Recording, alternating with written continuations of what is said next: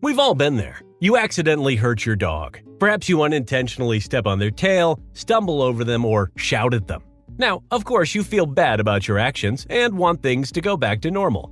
Apologizing to your dog is the best way to keep your relationship strong after you've committed a canine offense.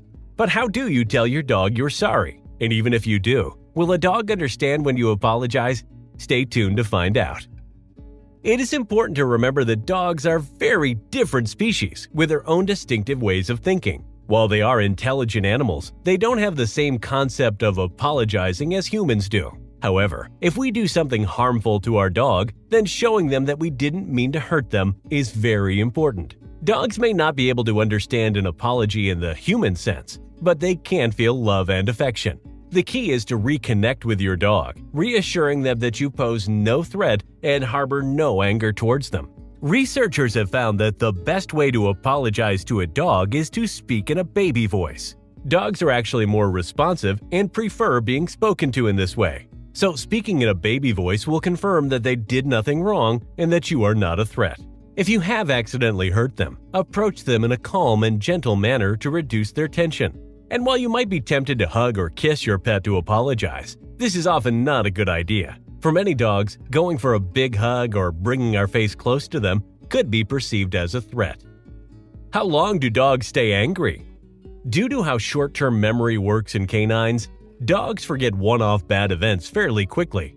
So, if you accidentally step on your dog's tail and apologize, the dog won't hold a grudge against you. However, dogs remember abuse and repeated mistreatment for the rest of their lives. This is because dogs also have associative memories. Your dog will learn through experience that you are a threat. This doesn't mean that the dog is holding a grudge. It is just that the dog is merely keeping itself safe. They're trying to protect themselves and prevent a traumatic event from reoccurring. So, while your dog won't remember genuine accidents and honest mistakes, they'll remember abuse and a routine of negativity. How to know if your dog has forgiven you? If you're concerned that your dog may be holding a grudge against you for something, it's important to observe their behavior.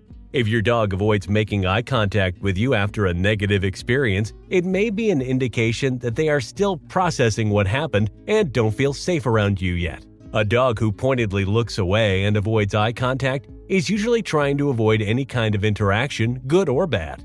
You often notice this in dogs recently rescued from negative or traumatic situations. Likewise, if your pet doesn't respond to your commands, it may be a sign they still don't trust you enough to want to follow your instructions. On the contrary, if your dog shows relaxed body language and shows no signs of fear or anxiety when you're in their presence, it's a good sign that they have forgiven you. Even better, if your dog approaches you, licks you, wags their tail, and wants to play or cuddle with you, it's a clear sign that they have moved past the incident and feel comfortable in your presence once again. It's important to remember that dogs don't hold grudges the same way humans do, and they are generally forgiving animals. As long as you are showing your pet love and care, it's likely that they will forgive you for any mistakes or misunderstandings. How to apologize to a hurt or scared dog? Sometimes, dogs can get seriously scared when their owners hurt them by accident. This jumpiness is more common in shelter dogs that have lived in abusive homes, as they tend to mistrust humans. If you notice your dog is hiding in a corner and refuses to come near, you can soothe them by talking to them in a calm voice. Calling them from a safe distance will help to build trust. Give your pet plenty of personal space and allow your dog to approach you at their own pace. Use treats to reward good social interactions with you or to entice them to walk towards you. How to show your dog affection so they know you still love them. Once you've apologized to your dog by talking in a friendly voice, you may find that your dog is still distant from you. This could happen especially after a serious incident or previous trauma they've experienced. To regain your dog's trust, spend time actively being kind to them. Pet them, take them out to do what they love, play, run, and chase. Binge watch some TV from your beanbag chair. Avoid punishments or harsh discipline. Perhaps the best way to show your dog affection is to simply give them attention. Nobody, be they human or canine, feels loved when ignored. How to talk to your dog according to science. If you're talking to a dog, increase the pitch of your voice and use dog-related words. A new study has shown that when we use a higher pitch when talking to our dogs, it really does help the animals to pay attention more. The research, published in the journal Proceedings of the Royal Society, showed that talking to dogs using dog-directed speech makes them react and attend more to their human companion than regular speech. What is more is that talking this way creates a stronger bond between you and your pet. So if you're someone who talks to your dog as if you're talking to a baby, you're doing it right. On a similar note, studies using MRI scanner have shown that dogs understand a little bit more about human speech than we think. They understand vocabulary regardless of intonation. So dogs will not only listen to the tone of your voice, but your choice of words as well. If you say a mean thing to a dog in a friendly tone, the dog knows.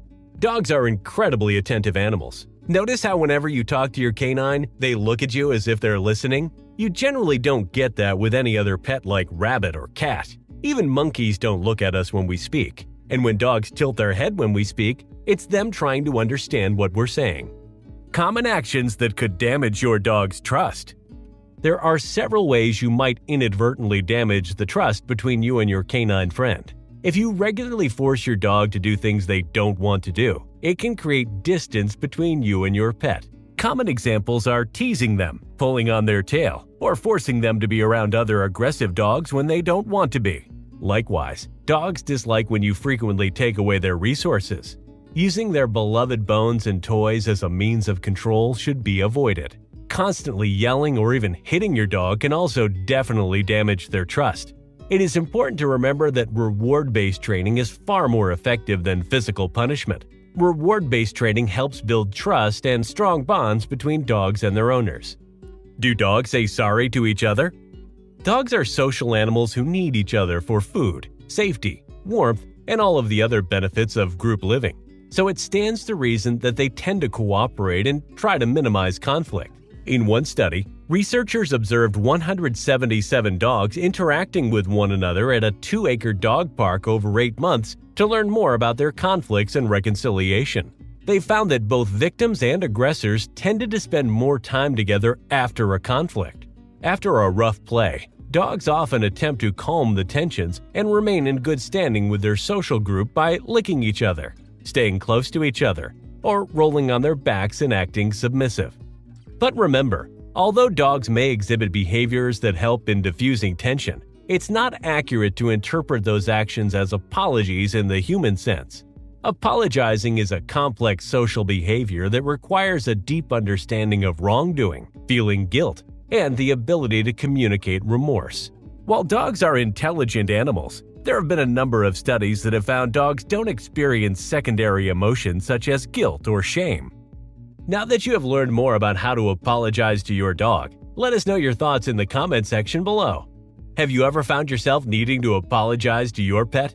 Have they ever held a grudge against you? Share your own experience and make sure to subscribe to our channel for more videos.